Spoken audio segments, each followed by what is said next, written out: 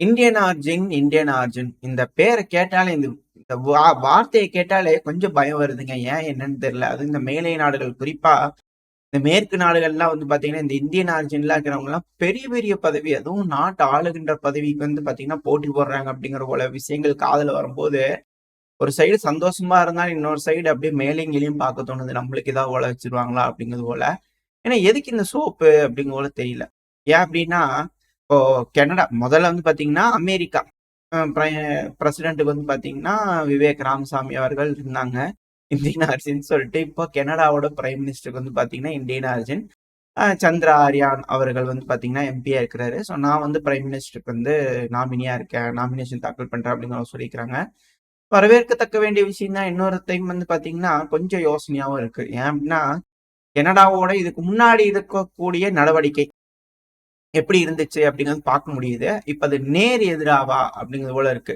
அது மட்டும் இல்லாம கனடா பாத்தீங்கன்னா அமெரிக்காவோட ஒரு ஸ்டேட்டா மாறக்கூடிய இந்த ஒரு தருணத்துல நம்ம அலங்கியா அப்படிங்கிற போல கேள்வி இருக்கு. எப்படி எடுக்க போறாங்க அப்படிங்கலாம் தெரியல.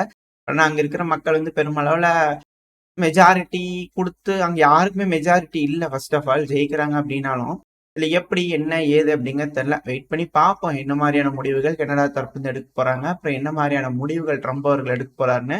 ட்ரம்ப் அவர்கள் பாத்தீங்கன்னா பதவி ஏற்க போறாரு இல்லையா, ஒரு 2 நாள் தான் வெயிட் பண்ணி பார்த்தோம்னா தெரிஞ்சிடும் என்ன நடக்க போகுது ஏது நடக்க போகுதுங்கிறதுலாம். முதல்ல யார் அமெரிக்காவோட சேர போறா, கனடாவா கிரீன்லாண்டா பனாமாவா, என்ன நடக்க போகுது அப்படிங்கலாம் பார்த்தலாம். ஆனா பலது இருக்கு. பனாமாவுடைய சேர போதில்ல, அது கொஞ்சம் போரு அது போல விஷயங்கள்லாம் நடக்கலாம். இல்லை எதிர்பாராததை எதிர்பாருங்கள், என்ன வேணாலும் நடக்கலாம். அமெரிக்கா நினைச்சாங்கன்னா என்ன வேணாலும் செஞ்சு காட்ட முடியும். அதனால பொறுத்து இருந்து பார்ப்போம் என்ன செய்ய போறாங்க அமெரிக்கா அப்படிங்கிறது போல. அதே சமயத்துல பாத்தீங்கன்னா ரஷ்யாவும் சும்மாலாம் இல்லை. நீங்க எங்க வேணா யார் வேணா இருந்துக்கோங்க, உங்க ஏரியாவில் நீங்க இருந்துக்கிட்டீங்கன்னா எங்க ஏரியாவில் நாங்க தாங்க அப்படிங்கிறது போல அவங்க தயாரா இருக்கிறாங்க.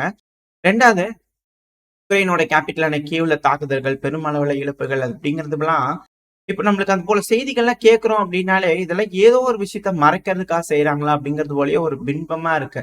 ஏன்னா இந்த தாக்குதல்லாம் பாத்தீங்கன்னா பேட்டர்ன் எடுத்து பாத்தீங்கன்னா ஒரு 3 மாசத்துக்கும் ஒரு 2 மாசத்துக்கு ஒரே இடத்துல தான் அட்டாக் பண்ணிக்கிறாங்க. ஒரு ஆயில் டிப்போ, இந்த எனான்ஜர்ஸ் ஏர்பேஸ் இருக்கக்கூடிய ஆயில் டிப்போ, இது போல பக்கத்துல இருக்கக்கூடிய ஆயில் டிப்போ இல்லைன்னா தத்தரிஸ்தான் கசான் பாதியில ஏறிட்டு போயிடுவாங்க. அங்க ஒரு ட்ரோன் போய் விழுந்துரும். இந்த பகுதியெல்லாம் பாத்தீங்கன்னா சும்மா சும்மா தாக்குதல் நடக்குது. என்ன காரணம் அப்படின்னா ஏதோ ஒரு விஷயம் பேக்ரவுண்ட்ல நடந்துகிட்டு இருக்கு அப்படின்னு புரிஞ்சுக்க முடியுது. ஸோ அதெல்லாம் ஓவர் ஷேடோ பண்றதுக்காக இது போல தாக்குதல்கள். அப்புறம் ரெண்டாவது கமெண்ட் செக்ஷன் பாத்தீங்கன்னா S-400 தாக்கிட்டாங்க அப்படிங்கிறது போல.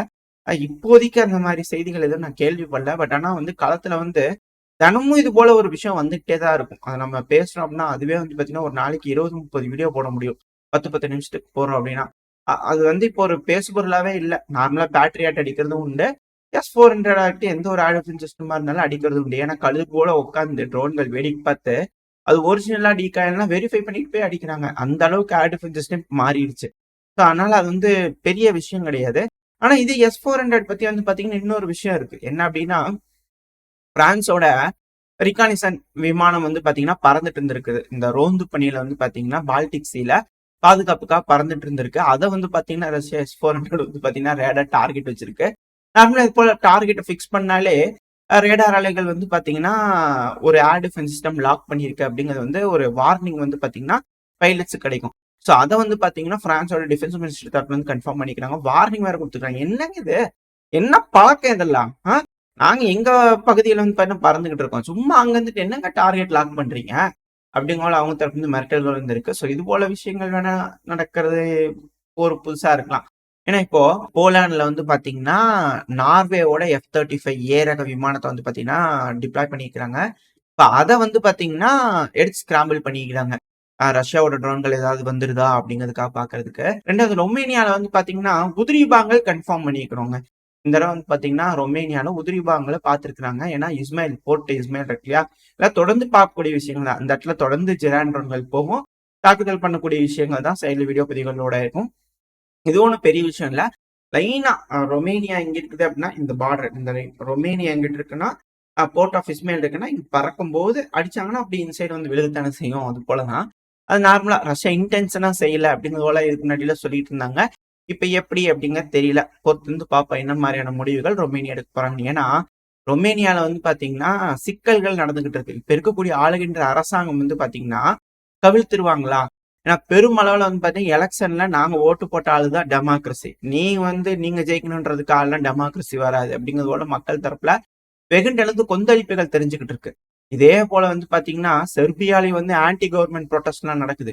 அது ஊழல் பண்ணிட்டாங்க. அந்த ரயில்வேயோட ரூஃப் எல்லாம் வந்து இடிஞ்சு விழுந்தது. ஏர்போர்ட்ல ரூஃப் எல்லாம் இடிஞ்சு விழுந்தது இல்லையா? செர்பியாலையும் வந்து பாத்தீங்கன்னா ஆன்டி கவர்மெண்ட் ப்ரொடெஸ்ட் நடக்குது. அடுத்த ரொமேனியாலையும் ஆன்டி கவர்மெண்ட் ப்ரொடெஸ்ட் நடக்குது. அதுல இன்னொரு விஷயம், இந்த செர்பியால வந்து பாத்தீங்கன்னா ஆன்டி கவர்மெண்ட் ப்ரொடெஸ்ட் நடக்கலாம், பிரச்சனை இல்லை. ஆனா இந்த யூரோப்பியன் யூனியன் கொடி இது போல கொடிகள்லாம் தூக்கிட்டு வந்தீங்க அப்படின்னா கிழிச்சு வீசிடுவோம்னா அங்க ஒரு தனியா ஒரு கும்பல் இருக்கு. அதுக்குன்னு போனாங்கன்னா கொடி இறக்கு அப்படின்னு சொல்லி கீழே இறக்கி வச்சு கிழிச்சு வீசுறாங்க. இங்க பாருங்க, போலீஸ்காரங்களாம் ஒன்றும் சொல்ல மாட்டாங்க, பாருங்க அநியாயம் பண்றாங்க அப்படிங்கிறது போல குற்றச்சாட்டுகள் நிறைய வருது. செர்பியா அரசாங்கமே இது போல குண்டாஸ் வந்து பாத்தீங்கன்னா ஹையர் பண்ணிக்கிறாங்க. இந்த குற்றச்சாட்டுகள் நம்ம ஊர்ல மட்டும் இல்ல, எல்லா நாடுகள்லயும் இது வந்து பறந்து விரிஞ்சு இருக்கு அப்படிங்கிறத மாற்றுக்கிறது இல்ல.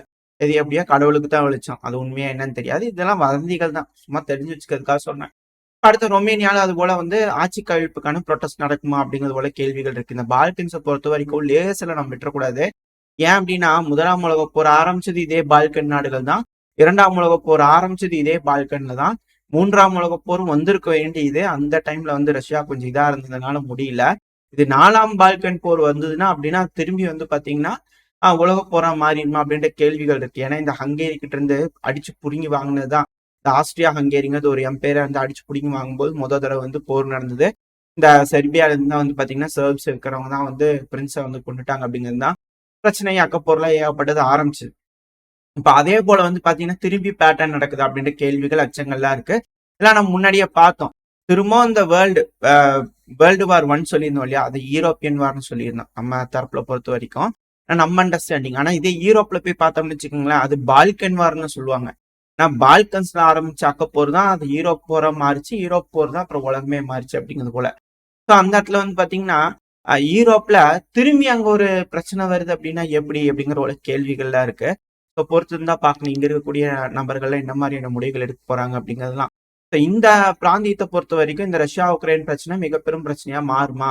அந்த டைம்ல நாடுகள் அணிபிரிவாங்களா? யூரோப்பே வந்து பாத்தீங்கன்னா பிளவுபடுமா அப்படிங்கிற ஒரு கேள்விகளா இருக்கு. இந்த மக்களால ஆட்சி மாற்றம் கொண்டு வந்து பிளவுகள் ஏற்படுமா அப்படிங்கறத இங்க இருக்கக்கூடிய கேள்விகளா இருக்கு. அடுத்து அப்படியே மிடில் ஈஸ்டுக்கு வந்தோம்னா இந்த ஹமாஸோட வந்து பாத்தீங்கன்னா ஹோஸ்டேஜ் டீல்ஸை வந்து பாத்தீங்கன்னா இஸ்ரேல் தரப்புல இருந்து அக்செப்ட் பண்ணிக்கிறாங்க. இந்த பென் கிரீவர் வந்து பாத்தீங்கன்னா இல்ல என்னால ஒத்துக்கவே முடியாது, ஜீர்ணிச்சுக்கவே முடியல, அவங்க இருக்கிற டேர்ம்ஸ் படிக்க அப்படியே கொந்தளிக்குதுங்க அப்படிங்கிறதோட அவர் தரப்புல இருந்து இருக்கு. ஏன்னா கஷ்டப்பட்டு தீவிரவாதிகளை பிடிச்சிக்கிறாங்க அப்படிங்கிறது போல இஸ்ரேல் தரப்புல இருக்கு இல்லையா, அவங்க தரப்புல இருக்கக்கூடிய கண்ணோட்டத்தில் நான் சொல்லுவேன். அவங்கள வந்து பாத்தீங்கன்னா விடுதலை பண்ணிட்டீங்கன்னா எப்படி திரும்பி அதே போல செய்ய மாட்டாங்களா அப்படிங்கிற கேள்விகள் இருக்கு. ஓ சரி வேணாம், அது நம்ம பேசணும்னா தேவையில்லாத விஷயம். நம்ம இப்போ மெயினான விஷயத்துக்கு வந்துடலாம். இப்போ அங்கே ஏதோ வந்து அமைதி வர்றதுக்கு இப்போ வரைக்கும் 46,000 பேர் இறந்துட்டாங்க. இது எப்படி கணக்குனே தெரியல. பட் இருந்தாலும் பரவாயில்ல. அவங்க வந்து பாத்தீங்கன்னா ஒத்துக்கிற மாதிரி இல்ல. இதுக்கப்புறம் எப்படி இது இஸ்ரேல் அரசாங்கம் அதை ரெடி பண்ண போறாங்க அப்படிங்கிறத பார்த்தலாம். ஆனா இதுக்கு நடுவுல வந்து பாத்தீங்கன்னா ஹவுதிஸ் இருக்காங்க, யமன்ல இருக்கக்கூடிய ஹவுதிஸ். அவங்க என்ன செஞ்சுக்கிறாங்கன்னா திரும்பி ஹைப்பர்சோனிக் பெலிஸ்டிக் மிசைலை ஏவி இருக்கிறாங்க. பென்குரியான் ஏர்போர்ட்டா இருக்கட்டும், ரெண்டாவது இஸ்ரேலோட மினிஸ்ட்ரி ஆஃப் டிஃபென்ஸ் பில்டிங்கா இருக்கட்டும், எல்லாத்தையும் டார்கெட் பண்ணி ஏவி இருக்கிறாங்க. ஏதோ தடுத்துட்டாங்க அப்படிங்கிற செய்திகள் வந்துகிட்டு இருக்கு. வீடியோ பதிவுகளும் சைட்ல நிறைய வந்துகிட்டு இருக்கு. பெருமளவுல தாக்குதல்கள் இழப்புகள் ஏற்பட்டிருக்கு அப்படிங்கிறது போல தெரியல.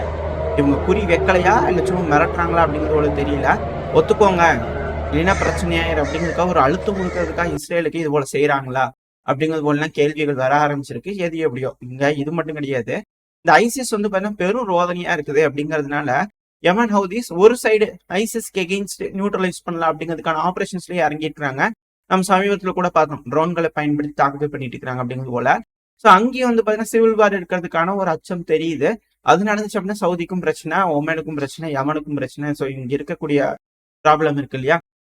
ஸோ அந்த ஒரு காரணத்தால மிடில் ஈஸ்ட்லயும் கொஞ்சம் சிக்கல் தான். ட்ரம்ப் அவர்கள் பதவி ஏற்கக்கூடிய இந்த தருணத்துல யூரோப்பியன் யூனியன், மிடில் ஈஸ்ட் இங்க இருக்கக்கூடிய நாடுகள்லாம், அதாவது மேற்கு ஆதரவா இருக்கக்கூடிய நாடுகள்லாம் ஒன்றுபடுவார்களா இல்ல பிளவுபடுவார்களா அப்படின்றதான் இங்க இருக்கக்கூடிய மிக பெரும் கேள்வி. ஏன் அப்படின்னா 2-3 நாளைக்கு முன்னாடின்னு நினைக்கிறேன் இந்த செய்திகள் வரதுக்காக நான் பேசணும்னு நினைச்சேன். அந்த டைம்ல என்னால பேச முடியல, செஞ்சு மன்னிச்சுக்கோங்க. மேபி இது கேள்விப்பட்டிருப்பீங்க, இல்ல அப்படின்னா புதுசா இருந்துச்சுன்னா பாருங்க.